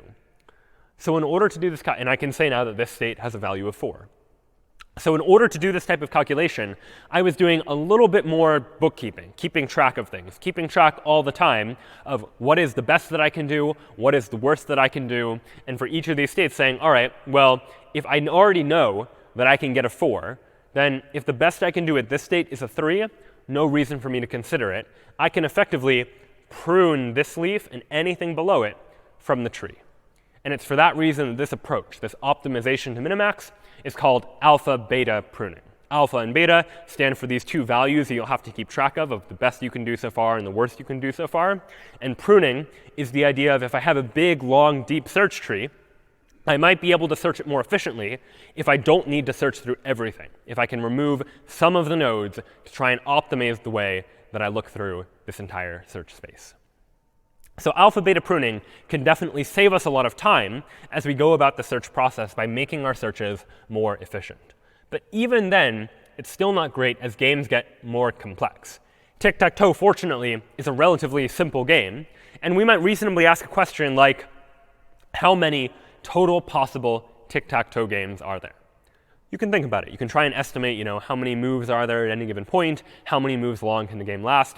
It turns out there are about 255,000 possible tic-tac-toe games that can be played. But compare that to a more complex game, something like a game of chess, for example. Far more pieces, far more moves, games that last much longer. How many total possible chess games could there be? It turns out that after just 4 moves each, 4 moves by the white player, 4 moves by the black player, that there are 288 billion possible chess games that can result from that situation after just 4 moves each. And going even further, if you look at entire chess games and how many possible chess games there could be as a result there are more than 10 to the 29,000 possible chess games, far more chess games than could ever be considered. And this is a pretty big problem for the minimax algorithm, because the minimax algorithm starts with an initial state, considers all the possible actions and all the possible actions after that, all the way until we get to the end of the game. And that's going to be a problem if the computer is going to need to look through this many states, which is far more than any computer could ever do in any reasonable amount of time. So what do we do in order to solve this problem? Instead of looking through all these states, which is totally intractable for a computer, we need some better approach. And it turns out that better approach generally takes the form of something called depth-limited minimax, where normally minimax is depth unlimited. We just keep going layer after layer, move after move, until we get to the end of the game. Depth-limited minimax is instead going to say, you know what, after a certain number of moves, maybe I'll look 10 moves ahead, maybe I'll look 12 moves ahead, but after that point, I'm going to stop and not consider additional moves that might come after that, just because it would be computationally intractable to consider all of those possible options. But what do we do after we get 10 or 12 moves deep and we arrive at a situation where the game's not over? Minimax still needs a way to assign a score to that game board or game state to figure out what its current value is, which is easy to do if the game is over, but not so easy to do if the game is not yet over. So in order to do that, we need to add one additional feature to depth-limited minimax called an evaluation function, which is just some function that is going to estimate the expected utility of a game from a given state. So in a game like chess, if you imagine that a game value of 1 means white wins, -1 means black wins, 0 means it's a draw, then you might imagine that a score of like 0.8 means white is very likely to win, though certainly not guaranteed. And you would have an evaluation function that estimates how good the game state happens to be. And depending on how good that evaluation function is, that is ultimately what's going to constrain how good the AI is. The better the AI is at estimating how good or how bad any particular game state is, the better the AI is going to be able to play that game. If the evaluation function is worse and not as good as at estimating what the expected utility is, then it's going to be a whole lot harder. And you can imagine trying to come up with these evaluation functions. In chess, for example, you might write an evaluation function based on how many pieces you have as compared to how many pieces your opponent has, because each one has a value. And your evaluation function probably needs to be a little bit more complicated than that to consider other possible situations that might arise as well. And there are many other variants on Minimax that add additional features in order to help it perform better under these larger, more computationally untractable situations where we couldn't possibly explore all of the possible moves. So we need to figure out how to use evaluation functions and other techniques to be able to play these games ultimately better. But this now was a look at this kind of adversarial search, these search problems where we have situations where I am trying to play against some sort of opponent. And these search problems show up all over the place throughout artificial intelligence. We've been talking a lot today about more classical search problems like trying to find directions from one location to another. But any time an AI is faced with trying to make a decision, like what do I do now in order to do something that is rational or do something that is intelligent, or trying to play a game, like figuring out what move to make, these sort of algorithms can really come in handy. It turns out that for tic-tac-toe, the solution is pretty simple because it's a small game. XKCD has famously put together a webcomic where he will tell you exactly what move to make as the optimal move to make, no matter what your opponent happens to do. This type of thing is not quite as possible for a much larger game like checkers or chess, for example, where chess is totally computationally untractable for most computers to be able to explore all the possible states. So we really need our AI to be far more intelligent about how they go about trying to deal with these problems and how they go about taking this environment that they find themselves in and ultimately searching for one of these solutions. So this then was a look at search in artificial intelligence. Next time, we'll take a look at knowledge, thinking about how it is that our AIs are able to know information, reason about that information, and draw conclusions, all in our look at AI and the principles behind it. We'll see you next time.